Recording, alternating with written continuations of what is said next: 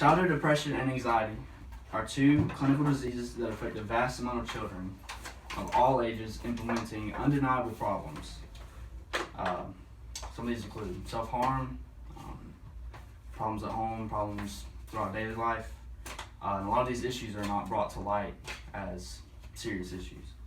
So today I will identify 3 common misconceptions among what many people believe about these two diseases. So the first misconception is that there is really no clinical diagnosis for either of these diseases. For example, like a cotton swab test for strep throat. And while this may be true, MayoClinic.org states that doctors often diagnose anxiety and depression by physical exams, by finding other diseases that could be linked to these two conditions. They can do urine or blood tests to find conditions such as IBS that are often linked to depression as well as anxiety. Oftentimes, doctors will use psychological questionnaires to get an idea of exactly what the patient goes through on a daily basis and how they feel to ultimately bring together an exact diagnosis of depression or anxiety. The second misconception is that people believe suicide is a selfish act and that it only affects that person who commits the act and doesn't affect anyone else besides that person. And although debate.org says some people believe that suicide is in fact a selfish act,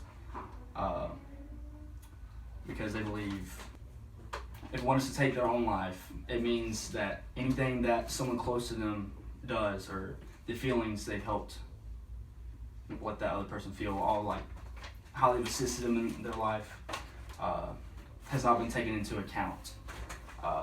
Another way that it's viewed as not being a selfish act is because this person is hurting inside so bad that they believe that taking their own lives.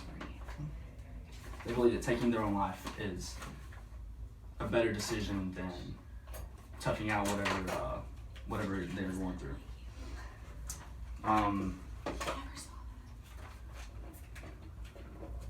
Another thing is that, like I said, people believe that suicide only affects that one person.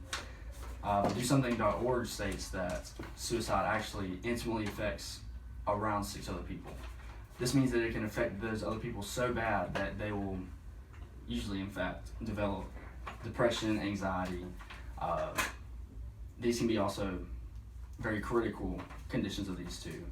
And it can affect these people throughout the rest of their lives, and it affects their daily life, which leads me into my third claim, which is that depression and anxiety are not physical limitations, that anyone with these diseases can still go to work, school, or whatever they do within their daily lives.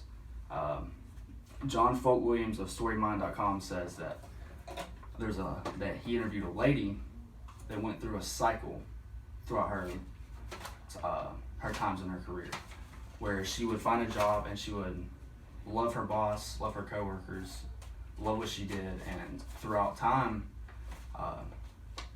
other stuff that she was experiencing at home and what she had dealt with in the past started to affect her work life, and it often made her depressed, had her develop general anxiety disorder, and ultimately made her hate the job and quit it. And this happened a few more times, just like a cycle. She went through a cycle of jobs where that started out as being perfect and ultimately ended up quitting. Some of these physical limitations can be work that is applied and it's not as efficient as it could be for someone who's not experiencing these. And even though, for example, anxiety and depression don't physically limitate you from going into work or school, They do have a very troubling effect for those that are working very hard. For example, grades are often affected by these. Like I said, efficiency in the workplace, daily life at home, and doctors will often consider these as limitations because it affects the individual in such a way that they cannot carry out their